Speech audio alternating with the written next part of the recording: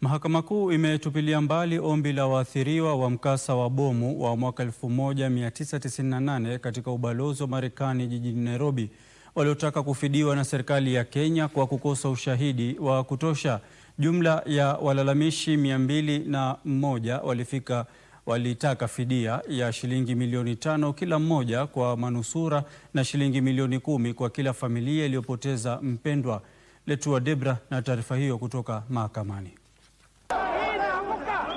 Kwa zaidi ya miongo miwili, waathiriwa pamoja na familia zilizowapoteza wapendwa wao katika mkasa wa bomu mnamo tarehe 7 mwezi Agosti mwaka wa 1998 jijini Nairobi wamekuwa wakitafuta haki.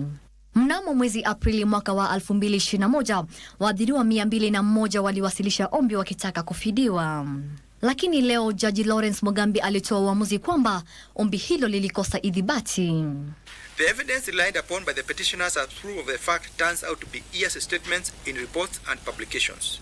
The sources of facts that made the authors come to the conclusions contained in the reports cannot be verified, as not even the authors of those reports swore affidavits to authenticate the reports and publications relied upon by the petitioners. On a balance of probabilities, I would not regard this as credible evidence to be used as a basis of finding liability. Walalamishi kupitia kwa wakili wao walikuwa wamesema kwamba serikali ilikuwa na taarifa kuhusiana na shambulizi hilo la kigaidi, lakini ikashindwa kutekeleza wajibu wake wa kikatiba wa kuwalinda raia wake. Katika uamuzi wake, Jaji Mugambi alisema hakukuwa na ushahidi wa utepetevu kwenye upande wa serikali ya Kenya na kwamba waliohusika na shambulizi hilo tayari wameshtakiwa na kuhukumiwa nchini Marekani.